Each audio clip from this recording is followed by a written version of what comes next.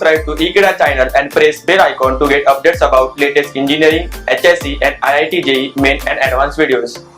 Hello guys, इस video में मैं अरिथमेटिक प्रोग्रेशन से रिलेटेड कुछ प्रॉपर्टीज आपको बताऊंगा। वो प्रॉपर्टीज हम डायरेक्ट यूज कर सकते हैं while solving the questions. Okay, so और वो प्रॉपर्टीज यूज करने के बाद हमें वो क्वेश्चंस क्या इजी हो जाता है। तो आइए देखते हैं वो प्रॉपर्टीज क्या है और हम उनको कैसे यूटिलाइज करेंगे।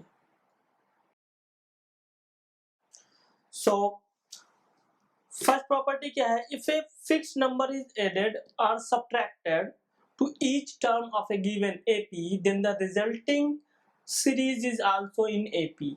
मींस अगर कोई एपी गिवन है, उस एपी में आप एक फिक्स नंबर लीजिए और वो नंबर सारे टर्म में एक एक करके ऐड कर दीजिए या सारे टर्म में वो नंबर सब्ट्रैक्ट कर दीजिए, तो भी जो रिजल्टिंग सीरीज सीक्वेंस मिलेगा आपको, वो रिजल्टिंग सीक्वेंस भी आपको क्या एपी में होगा with same common difference. Common difference भी आपका चेंज नहीं होगा, कॉमन डिफरेंस भी वही रहेगा।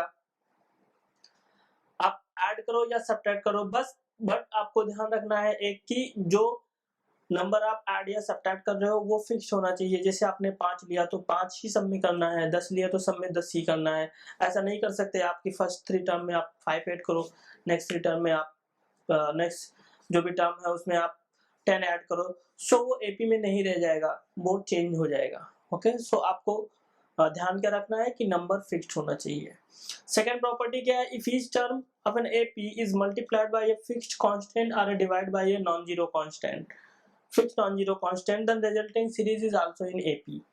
ओके, सो हियर अगर आपके सीक्वेंस के टर्म्स गिवन है, वो एपी में है, उनको आप डिवाइड कीजिए किसी फिक्स नंबर से, नॉन जीरो होना चाहिए बिकॉज जीरो से तो आप डिवीजन पॉसिबल नहीं है। तो जो भी रिजल्टिंग आपको मिलेगा सीक्वेंस वो भी एपी में होगा विद इस केस में क्या होगा, आपका कॉमन डिफरेंस चेंज हो जाएगा। क्योंकि सपोज आपने लिया 1 2 3 4 5, आपने 2 से मल्टीप्लाई किया, सो 1 2 3 4 5 में कॉमन डिफरेंस आपका क्या रहेगा? 1। आपने 2 से मल्टीप्लाई किया, that becomes 2 4 6 8 10 12। So in that case your common difference becomes 2.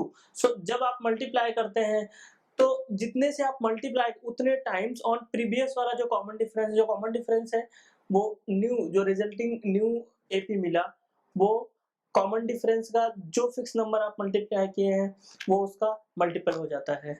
Okay, सो ये दो प्रॉपर्टीज है। थर्ड प्रॉपर्टी क्या है कि आप डिफरेंट टू अरिथमेटिक प्रोग्रेशन, और ये हिल गया बराबर है। सो अब आप दो सीरीज ले लीजिए, डिफरेंट दो सीरीज ले लिए जो एपी में हो, आप उनको ऐड कर दीजिए, कॉरस्पॉन्डिंग टर्म्स है उनको ऐड कर दीजिए या कॉरस्पॉन्डिंग टर्म्स को सब्ट्रैक्ट कर दीजिए, तो भी आपको जो रिजल्टिंग सीक्वेंस मिलेगा, रिजल्टिंग सीक्वेंस भी आपका क्या होगा?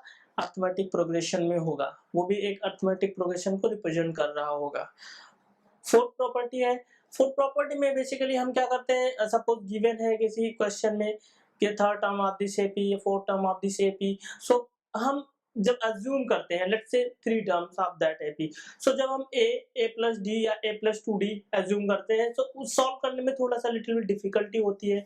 तो इस केस में हम क्या करते हैं कि कुछ स्पेसिफिक लाइक प्रेफर करते हैं कुछ नंबर, अगर उस फॉर्म में हम 3 टर्म्स इन एपी या 4 टर्म्स इन एपी अगर हम कंसीडर करें, सो हमारा कैलकुलेशन जो होता है वो इजी हो जाता है। जस्ट लाइक अगर आपको 3 टर्म्स कंसीडर करना है इन एपी में, सो 3 टर्म्स हम प्रेफर करेंगे a minus D, a plus D, where a is the first term and d is the common difference.